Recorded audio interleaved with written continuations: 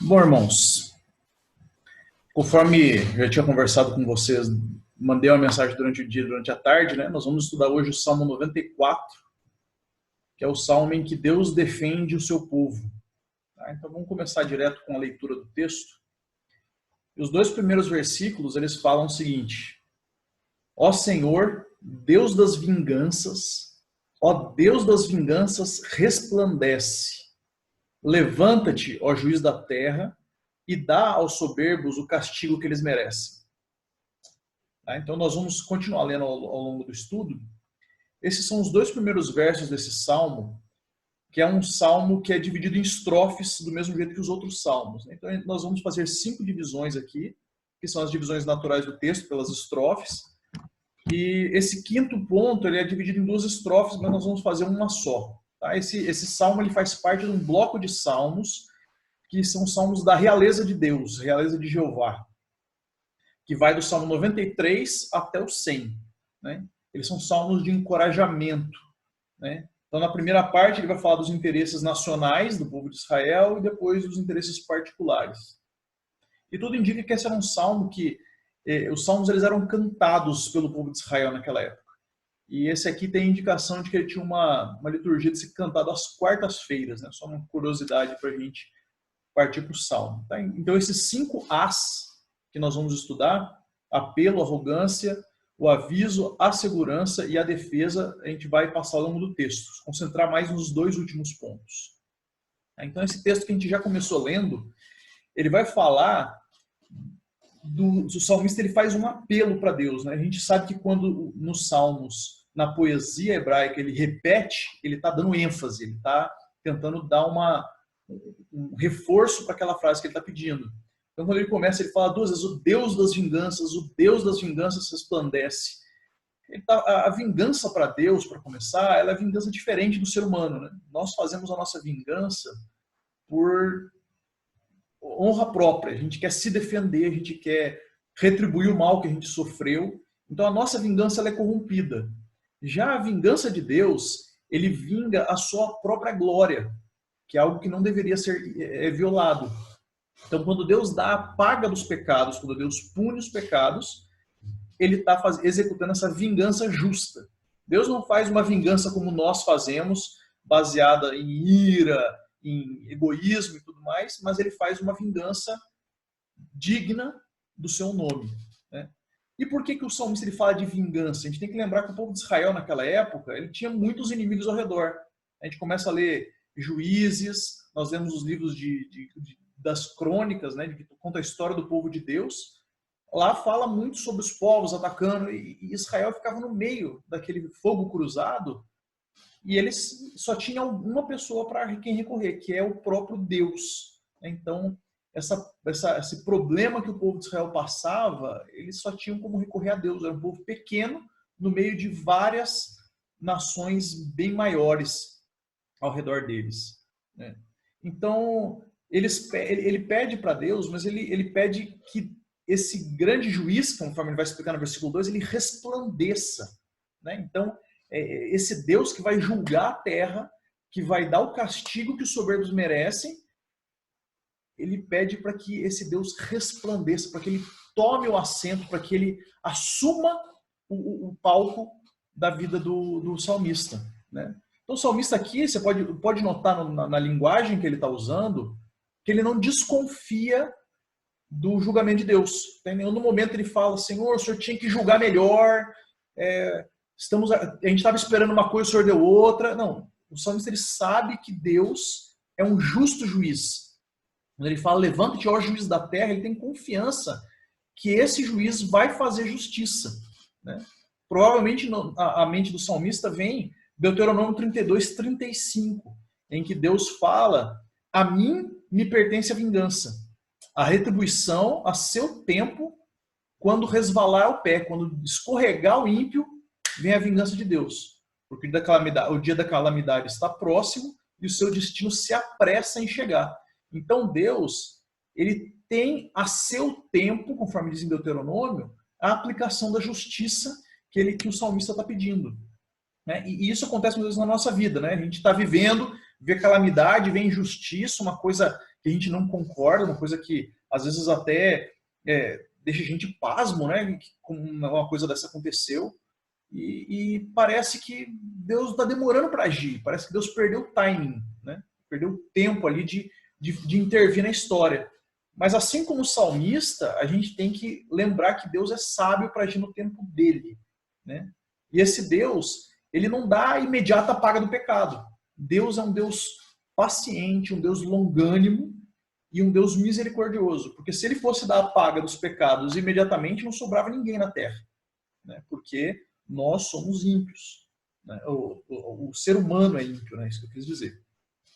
Na próxima parte, ele vai continuar falando até quando, Senhor? Né? Essa é uma expressão que o salmista ele vai pedir pressa, porque o salmista está afligido por esses problemas com os ímpios, né?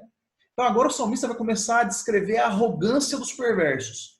Como que os perversos agem no dia a dia?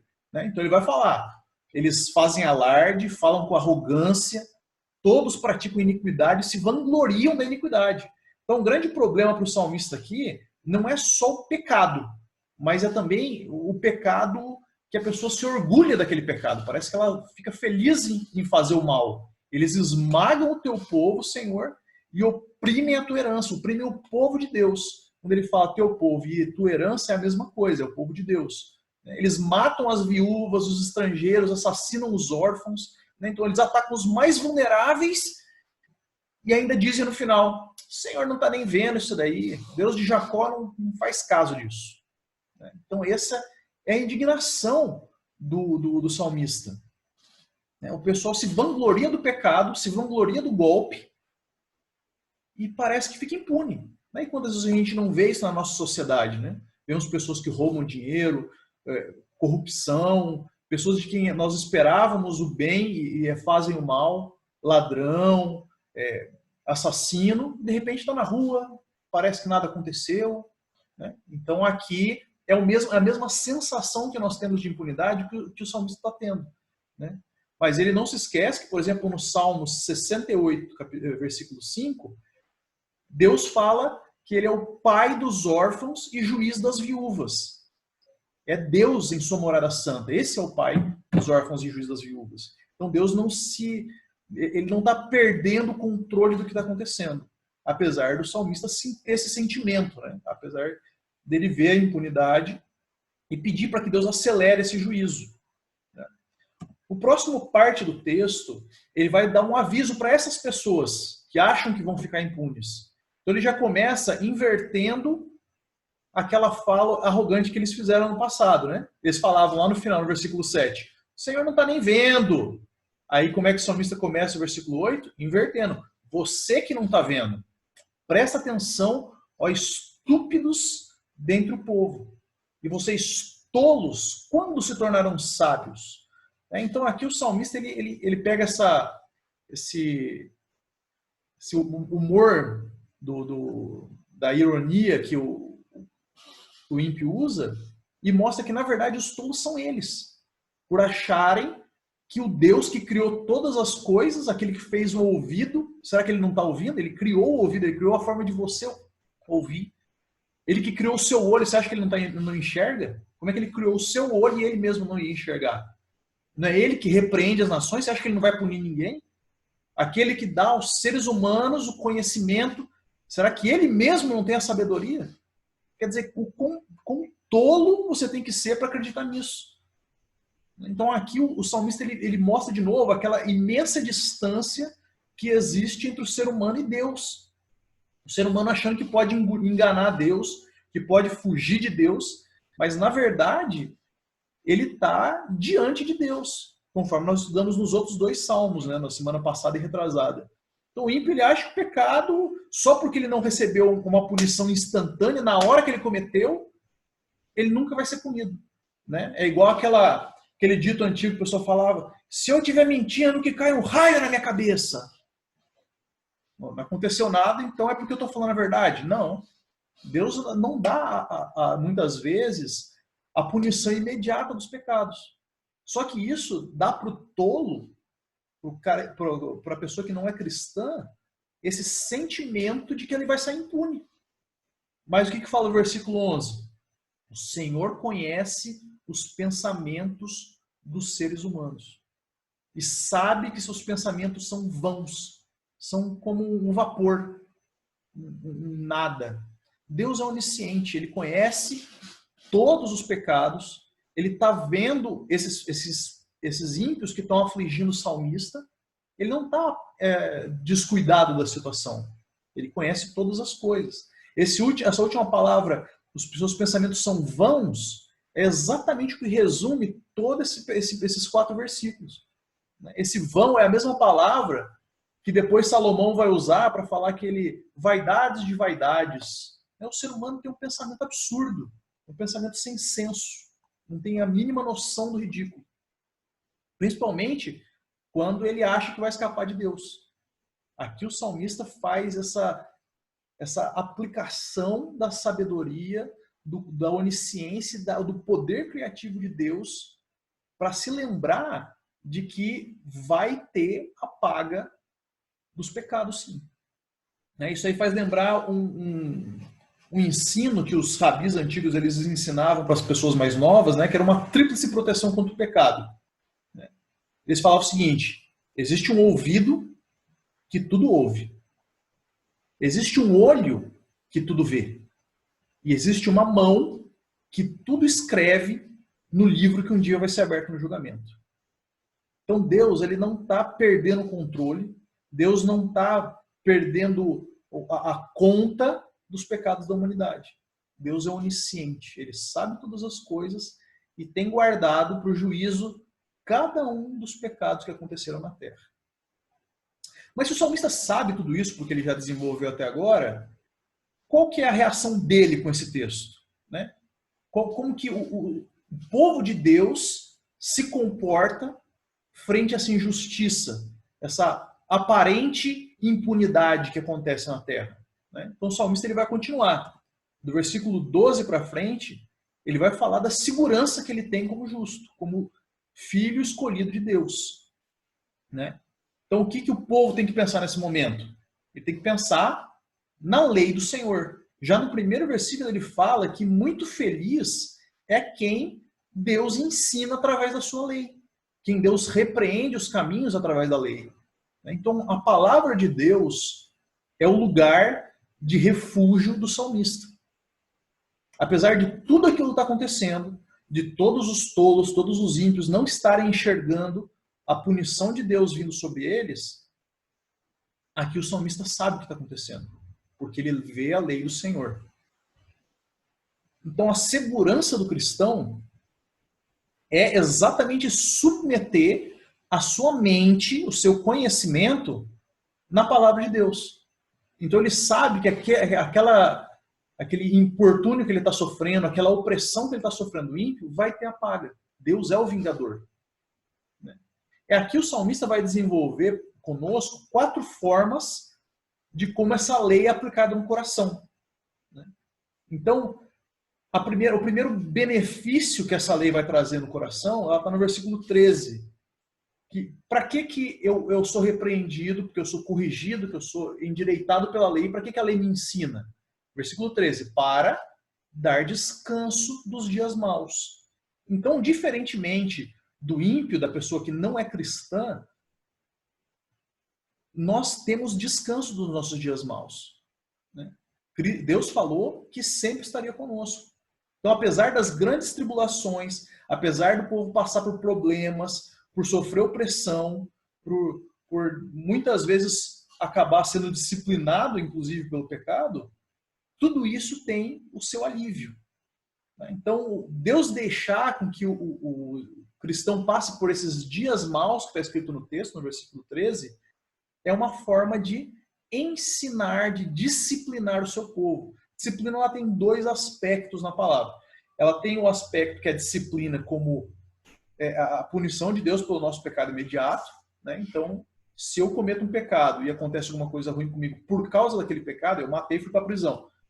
É a disciplina do Senhor. Eu fui pego na lei e estou sofrendo as consequências do meu pecado. Já por outro lado, existe a disciplina, que é quando Deus permite que nós passemos por dificuldades. Nem sempre a dificuldade vai ser resultado direto de um pecado, como Jó, por exemplo, né? Mas Deus permite que você caminhe por dias maus para que você seja disciplinado, para que você aprenda a enxergar a Deus na sua vida, para que você aprenda a depender de Deus. Então esse é o sentido da disciplina, no sentido didático, de ensinar, de aprender alguma coisa com aquela situação. Então Deus permite que o seu povo passe por dias maus. Mas o que Jesus falou? Jesus Cristo falou mesmo em Mateus 28:20? E eis que estou com vocês todos os dias até o fim dos tempos. Então Deus não abandona o seu povo, né? Ele dá descanso desses dias maus. A próxima coisa que o salmista ele vai colocar é a segunda metade do versículo. Ele fala, até que se abra uma cova para o ímpio. Então o salmista ele tem plena ciência de que quem faz a justiça pessoal do salmista é Deus, né? Deus não só concede alívio para os seus filhos, mas ele também traz a punição dos ímpios, aqui na terra ainda, né? Vários lugares na Bíblia, Deus vai falando sobre essa situação do ímpio, que faz esquemas e procura oprimir o inocente, né?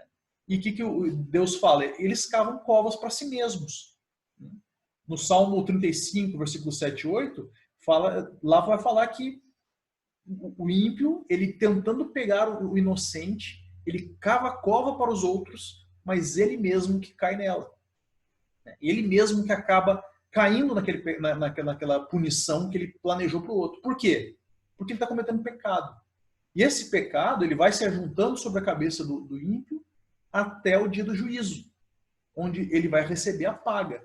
Então, quando o ímpio faz o mal, ele está, na verdade, fazendo mal para si mesmo, porque ele está acumulando juízo para si. Então, Deus fala, salmista, fica tranquilo. Do mesmo jeito que eu te dou descanso do dia mal, também vai ser aberta uma cova para o ímpio. Ele vai receber a punição do pecado dele, o castigo do pecado dele.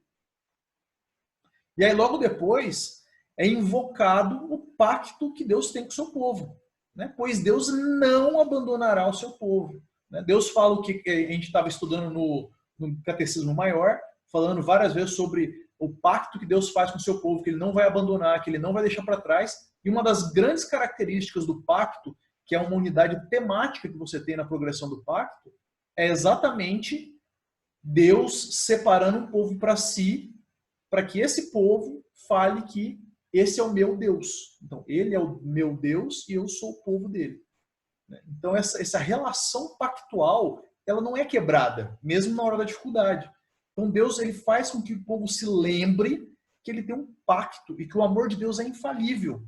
Ele nos sustenta através desse pacto, ele nos sustenta através desse amor. E mesmo nas horas que o livramento ele parece até demorar, parece estar se alongando, é certo que Deus vai vir em socorro dos seus filhos. Ele nunca os abandona. Então aqui é invocado exatamente esse compromisso, esse pacto de relação que Deus tem com o seu povo, né? E por fim, no versículo 15, ele vai falar que nos tribunais ainda voltará a imperar a justiça, né? Então, nós temos a certeza de que Deus é o justo juiz e ele vai julgar todos com equidade e justiça. A Bíblia fala que todo joelho vai se dobrar diante dele. Ao tempo de Deus, que é sábio, ele vai ter o acerto de contas com todo mundo. Então não tem escapatória para ninguém. Não tem alguém que vai conseguir escapar desse juízo. E essa é a alegria do povo de Deus, saber que a justiça vai ser feita. E todos os de coração reto a seguirão, ou seja, se voltarão para a justiça de Deus. Deus executando justiça e juízo, né? Mas onde que o salmista aprendeu todas essas coisas, né? Se nós olharmos lá no Salmo 119, por exemplo, 23 e 24, tem uma passagem muito similar. Vai falar assim, assentaram-se os príncipes e falaram contra mim, tramaram planos. Mas o teu servo meditou nos planos para combater, para se proteger? Não. Meditou nos teus decretos. Então, enquanto os outros estão fazendo planos para derrubar o cristão medita na palavra de Deus, que é a segurança dele. Também os teus testemunhos são o meu prazer. No versículo 24 do Salmo 119 vai falar que a palavra é o meu conselheiro. Então, quando o cristão está passando por dificuldade, onde que é o socorro? Na palavra de Deus. Então, conforme o seu coração a palavra de Deus. Essa é a segurança dos justos. É conformar a palavra de Deus e saber que Deus vai defender o seu povo. Que é como o salmista vai continuar desenvolvendo. Né? Ele vai falar, quem que vai se levantar em meu favor contra o perverso? Quem que vai peitar essa injustiça que está acontecendo? O salmista parece que ele olha para o lado assim, e aí, quem que vai me ajudar? Não tem ninguém? E parece que ele está sozinho, né? Como aconteceu com Paulo, muitas vezes que fala que foi abandonado, em julgamentos não tinha ninguém para falar por ele, para ajudar ele. E muitas vezes a gente passa por situações parecidas. Né? A gente passa por situações que parece que a gente está sozinho, que a gente não tem ninguém para nos defender, não tem ninguém para nos socorrer, o que não deve acontecer na igreja.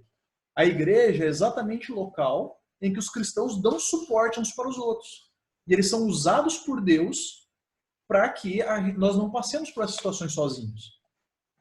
Então, o salmista, aqui nesse ponto, ele acaba ficando por conta de quem nunca vai falhar com ele, porque até nós como irmãos uns dos outros, podemos falhar.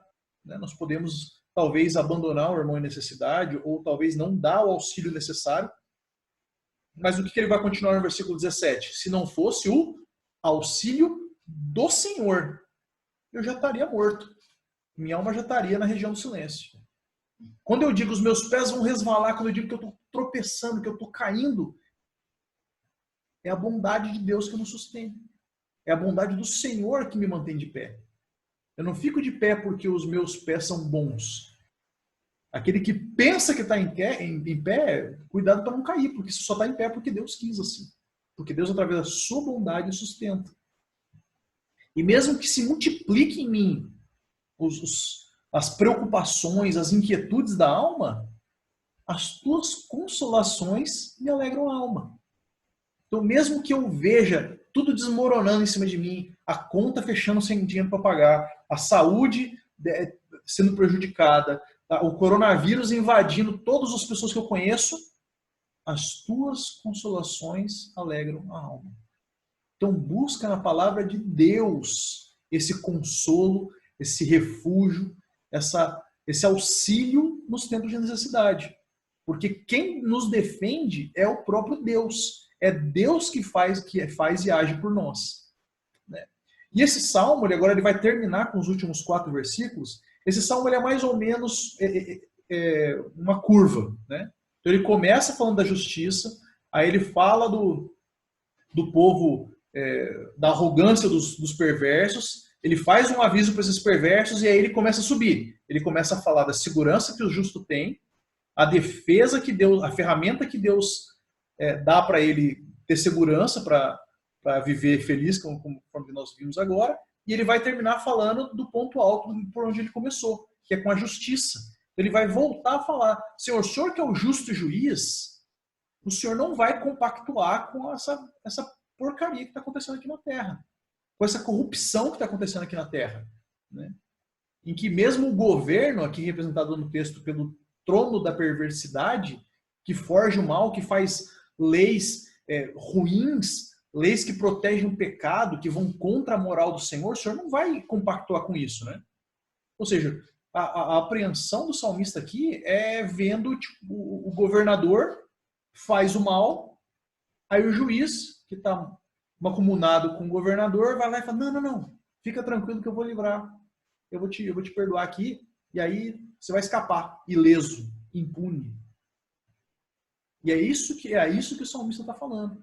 Igual nós vemos altos esquemas no mundo para burlar a corrupção, para que as coisas ruins sejam suplantadas por um falso perdão. Né? Mas aqui o salmista sabe que Deus ele não compactua com esse julgamento mal do ser humano. Ele não vai junto com essas pessoas que condenam os inocentes à morte. Pelo contrário, Deus não é preso pelo trânsito e julgado da justiça brasileira. Se a pessoa fez mal, ela vai acertar contas com Deus. Então aquele pedido que o salmista faz no início do verso, do Salmo, ó Senhor, Deus da vingança, Senhor que é o Deus que faz justiça, resplandece, mostra como é que é a verdadeira justiça. E é nesse Deus que o salmista ele vai colocar o seu descanso, né? Mas o Senhor é o meu alto refúgio, não é um refúgio simples. É o rochedo em quem eu me abrigo. É o Senhor que faz recair a iniquidade e pela maldade o Senhor, o nosso Deus, vai destruir os ímpios. Então não é para nós fazermos justiça. O Salmo deixa muito claro que quem está agindo o tempo todo aqui é Deus. A única coisa que o salmista faz é o quê? Rendido, clamar a Deus por justiça. Então, mas qual que é a postura do cristão? Como é que ele tem que viver nesses tempos de dificuldade? Tá? Esse tempo de impunidade, de parecer que o ímpio está prosperando, que ele está se dando bem, lembra um pouquinho a história de Abacuque. Abacuque era um profeta que, vendo o povo todo desvirtuado, vendo o povo todo fazendo o que era mal, ora, Senhor, o Senhor vai deixar até quando esse povo fazendo besteira? O povo pecando contra o Senhor, adorando outros deuses. O Senhor não está vendo o que está acontecendo? Sacode o teu povo. E aí Deus fala, ao meu tempo eu vou fazer isso. Aí ele ora de novo, Senhor, não estou aguentando esse povo. Eu falo com eles, eles não fazem nada, eles não continuam. Aí Deus fala, então eu vou mandar o juízo sobre o povo. Eu vou disciplinar esse povo, vou lançar castigo sobre eles. E qual que vai ser? Exatamente esse juízo do Senhor, ele veio na forma de povo babilônico que foi invadir Israel. Eles foram lá, certamente mataram muitos, cometeram várias atrocidades, subjugaram o povo de Deus. E aí Abacuque fala, eu orei para movimentar, para fazer justiça, mas e agora? Tudo bem, o povo de Israel vai ser punido porque estava desobedecendo o Senhor, mas o povo babilônico é muito pior. É um povo muito pior do que o povo de Israel. E eles vão se dar bem nessa história? E Deus fala, passa o tempo, todos pagarão. E se a gente vê a história, a gente vê que Deus usa uma nação para fazer juízo sobre a outra. Mas qual que é a orientação que Deus dá para o seu povo? Isso que interessa para a gente. A história é bacana, mas a gente tem que tirar a aplicação. O que aconteceu com o remanescente? O povo que devia passar por aquela situação triste, devia passar por aquela situação trágica e tinha que aprender alguma coisa com isso, tinha que viver durante toda aquela atrocidade. Deus fala para Abacuque, o justo viverá pela sua fé. O que isso quer dizer? Você não sabe a verdade? Você não está lendo a Bíblia e está vendo que eu sou o justo juiz? Tenha fé. Confie em mim, que eu vou levar justiça, que eu vou dar o acalento na hora certa, que eu vou dar o descanso dos dias maus, mas eu sou o justo juiz. Eu que levo tanto o juízo quanto o alívio sobre as nações. E aí Abacuque vai dar um testemunho dele no final, ele vai falar que ainda que a figueira não floresça, dificuldade, nem haja fruto na videira, sem provisão, sem ter o que comer, ainda que a colheita da oliveira decepcione, que os campos não produzam nenhum mantimento, que eu passe muita dificuldade, ainda que as ovelhas desapareçam da presa, que os currais não tenham mais nenhum gado, mesmo assim eu me alegro no Senhor e exulto no Deus da minha salvação. O Senhor Deus é a minha fortaleza, Ele dá aos meus pés a ligeireza das corças e me faz andar nas minhas alturas. Então esse é o nosso Deus que faz justiça. Esse é o nosso Deus que nesse momento em que nós estamos oprimidos, nós devemos confiar. E o que a gente pode tirar de prática nessa história?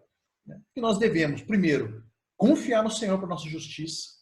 Nós não devemos buscar a nossa própria justiça. Ah, fulano fez isso, pois agora ele vai ver só. Eu vou retribuir um dobro com ele. Não. Quem é o vingador é Deus. É Ele que está vendo a injustiça que eu estou sofrendo e é Ele que vai me vingar. Ele que vai proteger o seu povo, Ele que vai levar justiça. Nós devemos olhar para a palavra de Deus e conformar os nossos pensamentos a ela. Devemos pegar a palavra de Deus e realmente ter fé naquilo ali. Saber que Deus é esse Deus que nos livra nos momentos de dificuldade. Esse é o Deus que nos sustenta através da sua bondade, que nos dá o auxílio, que faz a justiça acontecer.